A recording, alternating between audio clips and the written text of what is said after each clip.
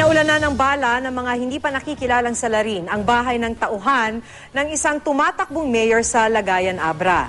Malaki ang hinala ng naturang kandidato na may kinalaman sa politika ang insidente. Makibalita tayo kay Naira Segi ng GMA Ilocos.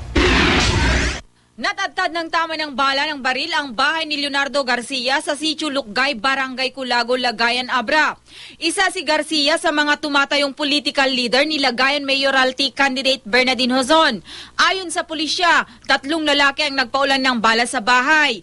Nagkataong walang tao sa bahay nang mangyari ang pamamaril kaya walang nasaktan. Ayon sa pamilya Garcia, kusa silang umalis sa kanilang bahay matapos makatanggap ng banta sa buhay. May mga nakasaksi sa nangyari pero hindi raw nila nakilala ang mga salarin. Yang arti makita mi itu mam ke nasi inget mat. Talo ti nakita jay ubing ada mga dinamag mi. Nakapwesto da ditoy wearing bonnets. Tapos pinutukan da dita nangagnapay kano ti pinaga-jam jay may sangapaltog tapos yung kasanamanan. Tinala naman ni Hozon, pakana ng mga kalaban niya sa politikang pamamaril sa bahay ng kanyang tauhan. Siyempre, Luna, amukmot nga guns ni Jenrix, Luna, at sakay sudala ang matid na kakayahan ng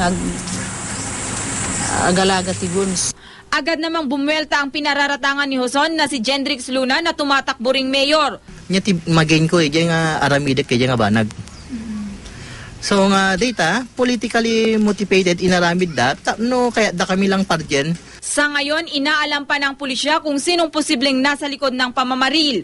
Base sa pagsusuri ng pulis, 3 klase ng baril ang ginamit ng mga salarin. Mahigit 70 basyo ng bala ng M14 at M16 Armalite at shotgun ang narecover sa lugar.